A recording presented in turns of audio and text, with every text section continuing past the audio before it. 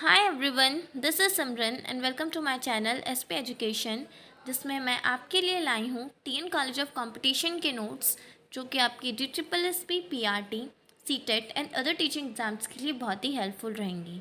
So guys, हमने अपने last video में पियाजे और उनके द्वारा दिए गए स्टेजेस ऑफ कॉग्निटिव डेवलपमेंट के बारे में पढ़ा था और आज हम पढ़ेंगे वाइगॉस्की की थ्योरी जिसका नाम है सोशियो कल्चरल थ्योरी। तो चलिए स्टार्ट करते हैं।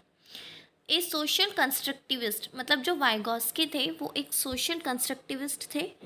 According to him development is a continuous process. मतलब वाइगॉस्की के अकॉर्डिंग जो डेवलपमेंट है वो एक डिसकंटिन्यूस नहीं, कंटिन्यूस प्रोसेस है। His theory stresses on the fundamental role of social interaction in the development of cognition।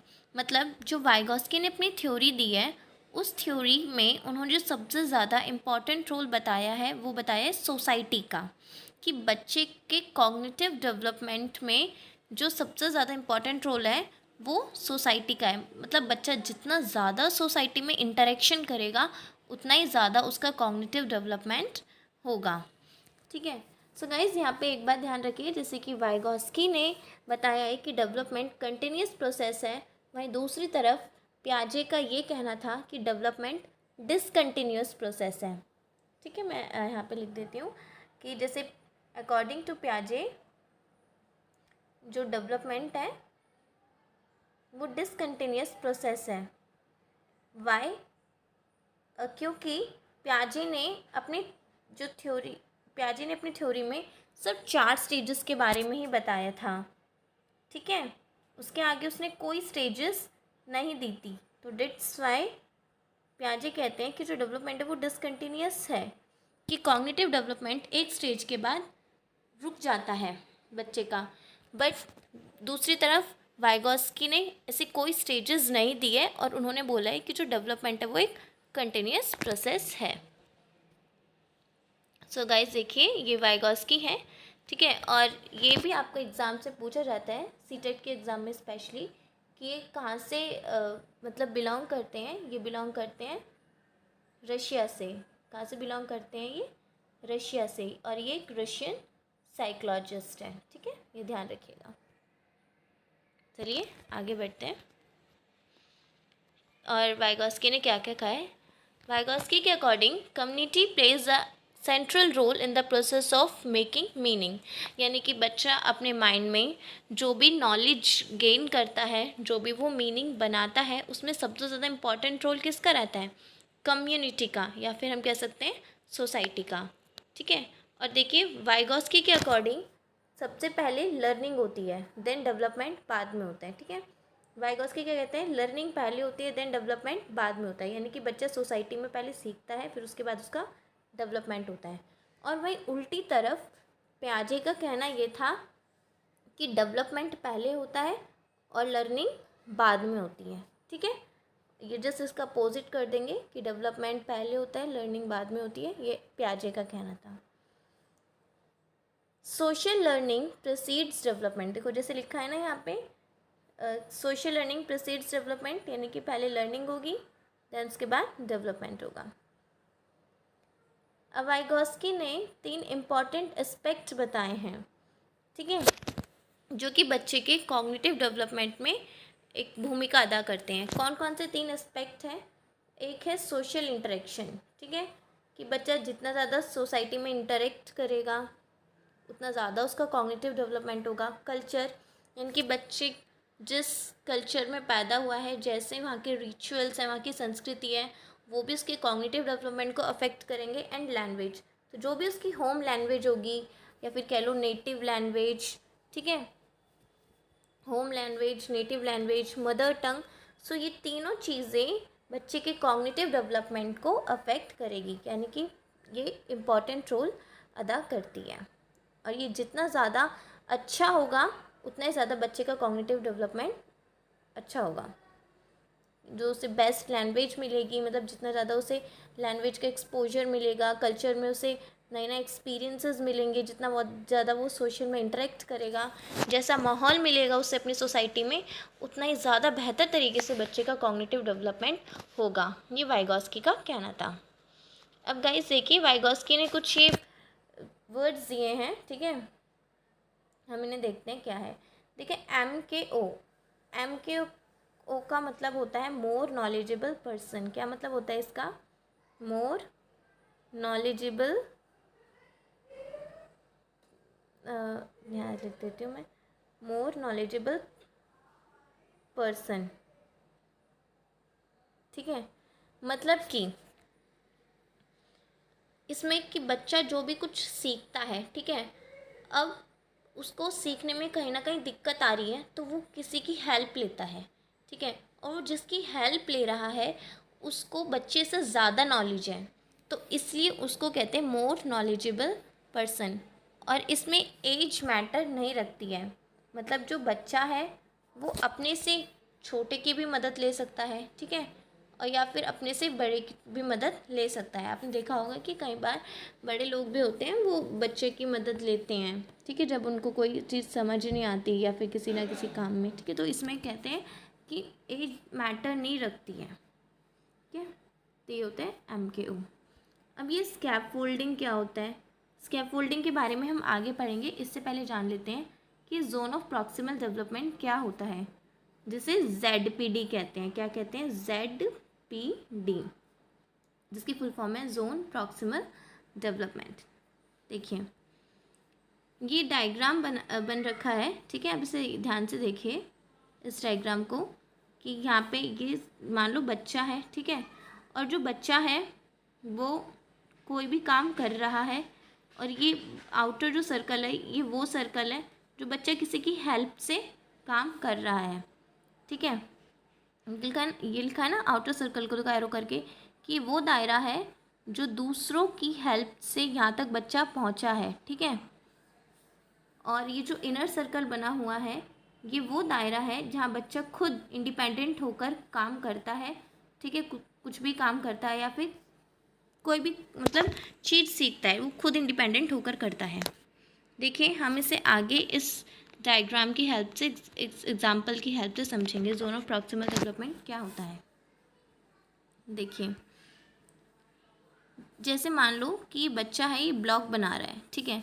अब ये जो सर्कल है, ठीक है, ये वो सर्कल है जहाँ तक बच्चे ने ब्लॉक बनाया इंडिपेंडेंट होकर, उसने किसी की हेल्प नहीं ली। अब ब्लॉक बनाते बनाते बच्चे को आ गई दिक्कत, तो वो अपनी मम्मा की हेल्प लेता है, और मम्मा की हेल्प से वो उस ब्लॉक को कंप्लीट कर लेता है, यानी कि ये वो दायरा है जहाँ पर उसने ये ब्लॉक कंप्लीट कर लिया है अपनी मम्मा की हेल्प से।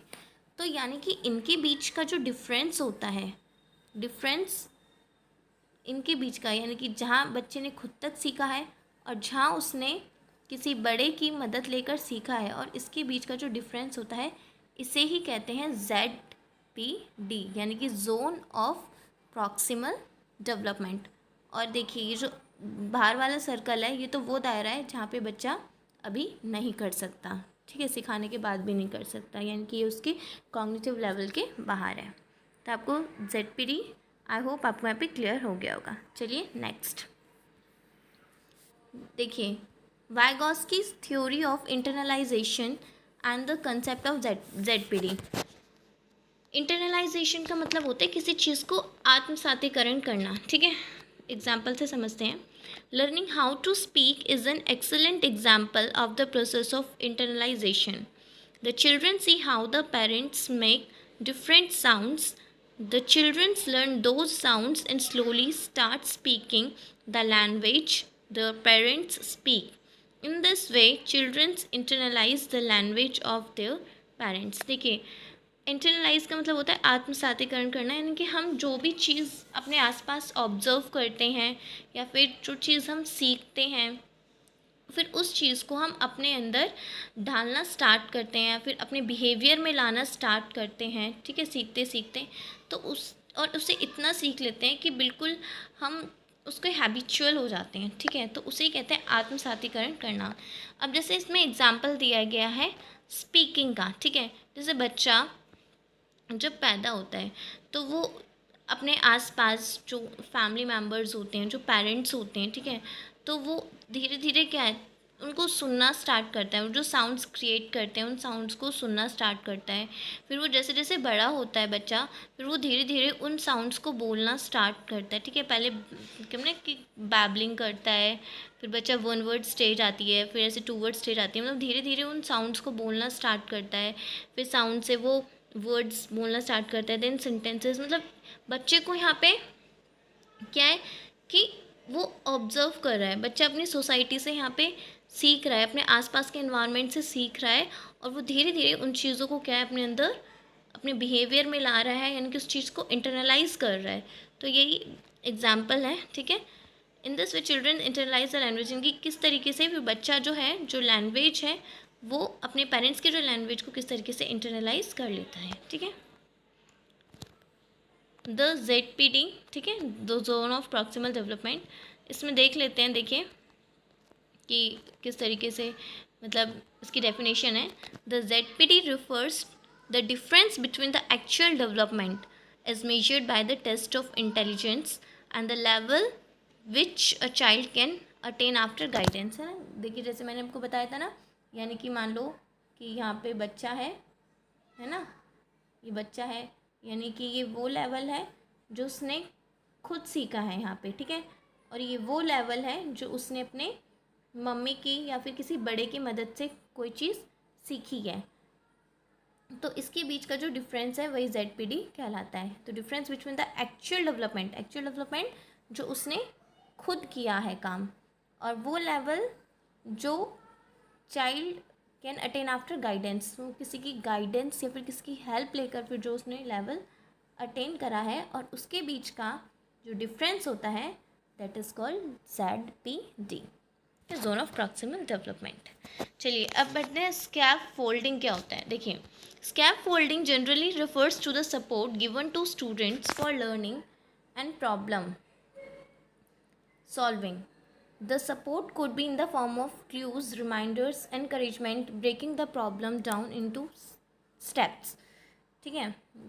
तो मतलब क्या है, देखो स्कैप फोल्डिंग होती है वो हेल्प जो बच्चे को उसके काम करते वक्त दी जाती है, ठीक है। कुछ भी टास्क करते वक्त जो बच्चा टास्क कर रहा है, टास्क करते वक्त जो बच्चे को हेल्प प्रोवाइड की जाती है उसी को ही स्कैप फोल्डिंग कहते हैं।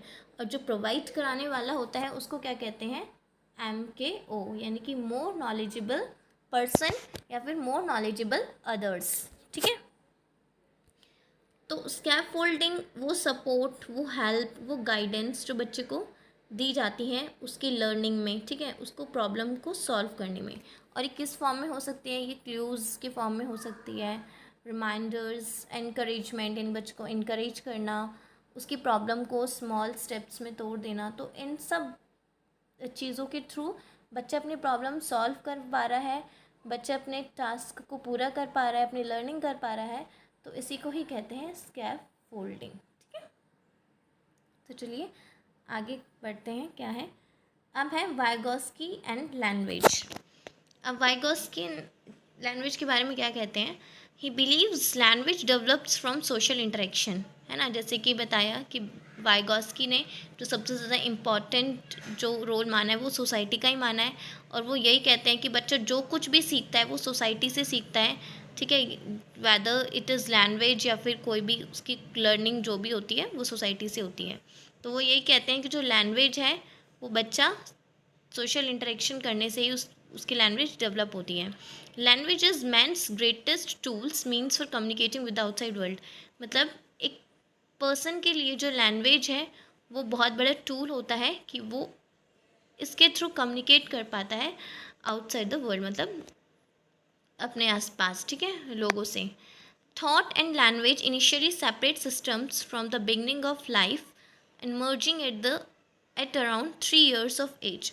वाइगोस्की ये मतलब वाइगोस्की का मानना ये है कि इनिशियली स्टेजेस पर जो थॉट एंड जो लैंग्वेज है वो सेपरेटेड होते हैं। देखिए कैसे, क्योंकि बच्चे का जब जन्म होता है ना तो उसमें इतनी समझ होती है कि वो चीज़ों को सोच पाए, ठीक है, और वो बोलना तो जानता नहीं है, ठीक है, कि ऐसा नहीं कि बच्चा जन्म लेते बोलना स्टार्ट कर देता है, ऐसा भी नहीं है।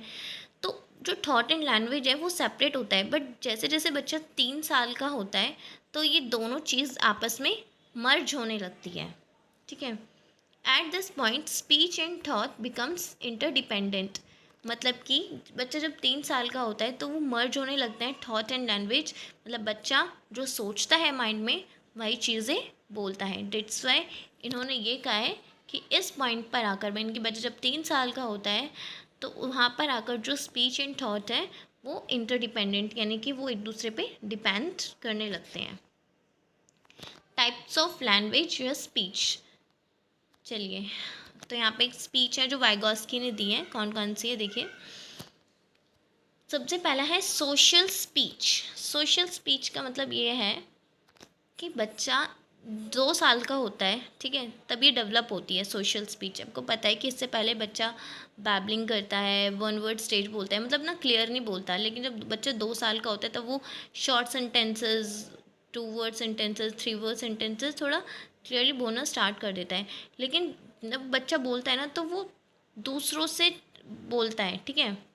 सोशल स्पीच डेवलप होती है इनकी, बच्चा इसमें वो ना तो खुद के मन में बोल रहा है और ना वो खुद से बोल रहा है, मतलब वो दूसरों से बोलने के लिए ही बोलता है। देन सेकेंड है प्राइवेट स्पीच। देखो प्राइवेट स्पीच इसमें क्या होता है, ये 3 to 6 ईयर्स के अराउंड बच्चे में डेवलप होती है, मतलब बोल बोल कर प्राइवेटली खुद से बात करता है बच्चा, जिसको कहते हैं सेल्फ टॉक, सेल्फ डायरेक्शन। मतलब जैसे मान लो बच्चा कोई भी काम कर रहा है, ठीक है, या फिर कुछ भी गेम खेल रहा है तो उस गेम को खेलते वक्त वो खुद से बातें कर रहा है कि ये ऐसे होगा, इसको ऐसे करना है, ये ऐसे करना है। तो वही होता है प्राइवेट स्पीच, मतलब बच्चा यहाँ पे किसी दूसरे पर्सन से नहीं बोल रहा, वो अपने आप से ही बोल रहा है, ठीक है, सेल्फ टॉक कर रहा है। Then third is silent and inner speech. इसमें बच्चा क्या है, ये 7 ईयर्स के अप्रॉक्स डेवलप हो जाती है बच्चे में, और इसमें बच्चा अब होठों से नहीं बोल रहा है, मतलब अपने मुंह से बोल नहीं रहा है, वो साउंड क्रिएट नहीं कर रहा है, बट वो मन के अंदर बोल रहा है, ठीक है, वो अपने मन में सोच रहा है, वो अपने मन के अंदर ही बातें कर रहा है, लेकिन वहाँ पे वो साउंड क्रिएट नहीं कर रहा है, तो उसको कहते हैं silent and inner speech. And ये तीनों स्पीच जो हैं वाइगॉस्की ने दी है, ठीक है, ध्यान रखना। और वाइगॉस्की ने और क्या क्या चीज़ें बताई हैं, ठीक है, देखिए कोलैबोरेटिव प्रोजेक्ट्स। देखिए collaborative learning and cooperative learning, ये both learnings are given by Vygotsky, ये आप ध्यान रखना, इंपॉर्टेंट है, ठीक है। अब इन दोनों में डिफरेंस क्या होता है ये हम देखेंगे, तो पहले हम समझ लेते हैं। कोलैबोरेटिव प्रोजेक्ट्स ग्रुप में एक साथ सीख रहे हैं। देखिए जो कोलैबोरेटिव प्रोजेक्ट्स होते हैं ना और कोऑपरेटिव लर्निंग होती है, इसमें ना बच्चे ग्रुप में ही सीखते हैं, ठीक है। इन दोनों में जो बच्चे हैं ना वो ग्रुप में सीखते हैं, लेकिन फ़र्क क्या होता है कि जो कोलैबोरेटिव लर्निंग होती है ना, इसमें ज़रूरी नहीं कि बच्चे एक जगह फिज़िकली प्रेजेंट हों। जैसे एग्ज़ाम्पल, मान लो बच्चे इंटरनेट के माध्यम से, या फिर मान लो जो बच्चे हैं वो वीडियो कॉल पे कुछ डिस्कशन कर रहे हैं, ठीक है। मान लो बहुत सारे एक बच्चे हैं, 3-4 बच्चे हैं और वो वीडियो कॉल करते हैं और वो किसी भी एक टॉपिक को डिस्कस करते हैं, मतलब वो फिज़िकली एक जगह तो प्रेजेंट नहीं है, बट फिर भी वो अपनी लर्निंग कर रहे हैं, वो एक टॉपिक पर डिस्कशन कर रहे हैं, उस चीज़ को सीख रहे हैं। तो यही होते हैं कोलैबोरेटिव लर्निंग या फिर collaborative projects. But cooperative learning में क्या होता है कि इसमें बच्चे ग्रुप में सीखते हैं, बट यहाँ पे होता है कि यहाँ पे बच्चों को फिज़िकली प्रेजेंट होना ज़रूरी होता है, ठीक है। और दोनों में यही होता है कि बच्चे एक दूसरे की हेल्प करते हैं, खुद भी लर्निंग करते हैं और दूसरों की लर्निंग में भी हेल्प करते हैं, ठीक है। तो बस डिफरेंस ये है कि जो मेन डिफरेंस है कि यहाँ पे जो बच्चा है ज़रूरी नहीं कि वो फिज़िकली प्रेजेंट हो, बट यहाँ पे फिज़िकली प्रेजेंट होना मतलब बच्चे को ज़रूरी है, ठीक है। बच्चे जो हैं वो ग्रुप में हो बट फिज़िकली उनको प्रेजेंट होना ज़रूरी है, ओके।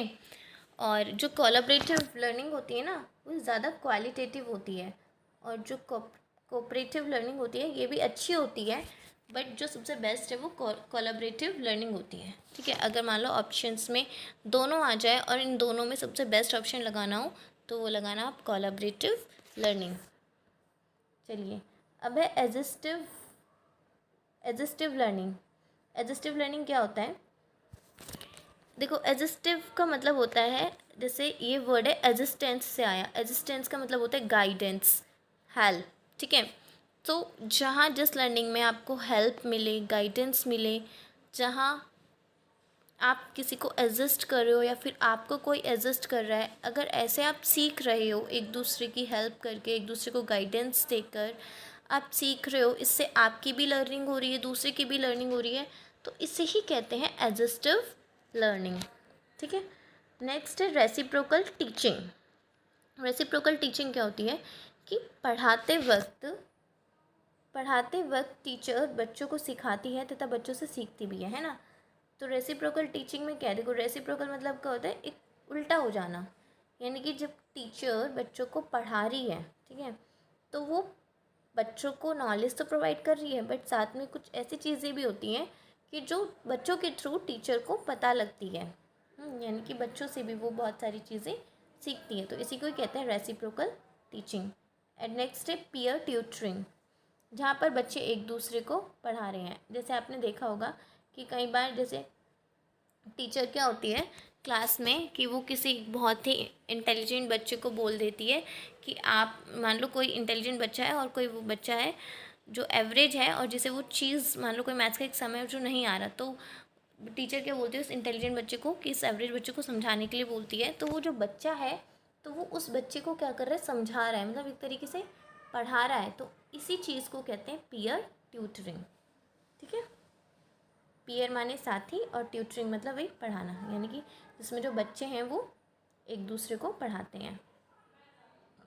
लास्ट है क्रिटिकल इवैल्यूएशन। अब वाइगॉस्की की थ्योरी का जो मतलब क्या आलोचना करी थी, आइए देखते हैं। Vygotsky's work concern the assumption that is relevant to all cultures. मतलब कि ये माना जाता है कि ये अजम्पशन की जाती है कि जो वाइगॉस्की का वर्क है क्या वो सारे कल्चर पर रिलेवेंट होता है। ठीक है, ऐसा मतलब माना जाता है। अब ये होता है नहीं होता ये नहीं पता। Indeed in sometimes observation and practice may be more effective ways of learning certain skills। मतलब कि क्या होता है कि जैसे वाइगॉस्की ने सिर्फ सोसाइटी पर ही इम्पॉर्टेंट रोल बताया है, सोसाइटी का इम्पॉर्टेंट रोल बताया कि बच्चा जितना ज़्यादा सोसाइटी में इंटरेक्शन करेगा उतना ही ज़्यादा वो सीखेगा। बट समटाइम्स प्रैक्टिस से भी बच्चा सीखता है, बच्चा ऑब्जर्व करके भी सीखता है। ठीक है, देखिए यहाँ पे स्पेलिंग गलत हो गई, ये ऑब्जर्वेशन नहीं है, ये ऑब्जर्वेशन है। ठीक है, तो ऑब्जर्वेशन एंड प्रैक्टिस। ठीक है, अगर मान लो बच्चा कोई मैथ्स का सम है या फिर कोई ऐसी चीज़ है, तो ज़रूरी थोड़ी है कि उसको सोसाइटी के इंटरेक्शन करने से सीखे, उसको उसकी चीज़ के लिए क्या करनी पड़ेगी, प्रैक्टिस करनी पड़ेगी। ठीक है, तो यही है कि वाइगॉस्की ने मतलब वाइगॉस्की ने सिर्फ सोसाइटी को ज़्यादा इंपॉर्टेंट रोल दिया है, बट कहीं ना कहीं जो प्रैक्टिस है वो भी लर्निंग में हेल्प करती है। ठीक है, it may be more effective ways of learning certain skills, क्योंकि कुछ स्किल्स को सीखने के लिए प्रैक्टिस और ऑब्जर्वेशन ज़रूरी होती है। ठीक है गाइस, तो ये था बस आज का हमारा वाइगॉस्की की थ्योरी। ठीक है, इनकी थ्योरी का नाम है socio cultural theory. And guys, अगर आपको हमारी वीडियो पसंद आई है, आपको बहुत समझ में आया, तो आप इसे लाइक करें, अपने फ्रेंड्स के साथ शेयर करें एंड सब्सक्राइब करें। Thank you for watching.